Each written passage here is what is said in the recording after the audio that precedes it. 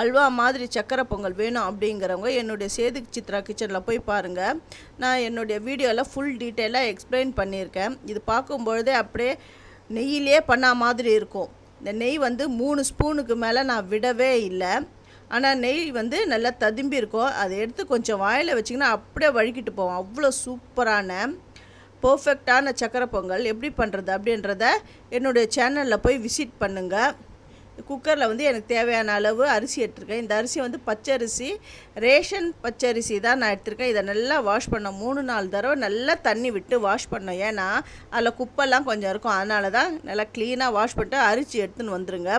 தேவையான அளவு, அதாவது அரிசி நம்ம எவ்வளோ எடுக்கும் அதுக்கு மேலே தான் நீங்கள் தண்ணி எடுக்கும். ஒரு 3 மடங்கு தண்ணி எடுத்து வச்சுட்டு உப்பு ஒரு சிட்டிகை போட்டு நல்லா குழைய வேக வைக்கணும். ஒரு 4-5 விசில் விட்டுட்டு திறந்து பார்த்திங்கன்னா நல்லா குழஞ்சி இருக்கும். இதுக்கு வந்து வெல்லத்துடைய அளவு வந்து நல்லா கரெக்டான அளவில் நான் வந்து வெல்லம்லாம் நான் போட்டிருக்கேன்.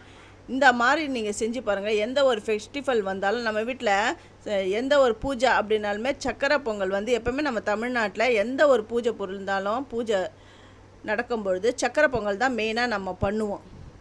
நான் குக்கர்லேயே ரொம்ப நல்லா பண்ணியிருக்கேன். இதை நீங்கள் ஒரு தடவை செஞ்சு பாருங்கள். வெல்லத்துடைய அளவும் நான் இதுலேயே நான் சொல்லியிருக்கேன். அதை நீங்கள் ஃபாலோ பண்ணிக்கோங்க. பிகினர்ஸ் வந்து என்னம்மா சக்கரை பொங்கல் தானே எனக்கு தெரியாதா அப்படின்னு சொல்லாதீங்க. தெரிஞ்சவங்களுக்கு ஓகே, பிகினர்ஸ்க்கு தான் நான் இதை சொல்கிறேன். சமையலே தெரியாது அப்படிங்கிறவங்க கூட இந்த மெத்தடை நீங்கள் ஃபாலோ பண்ணிங்கன்னா பர்ஃபெக்டாக நீங்களும் சக்கரை பொங்கல் பண்ணலாம்.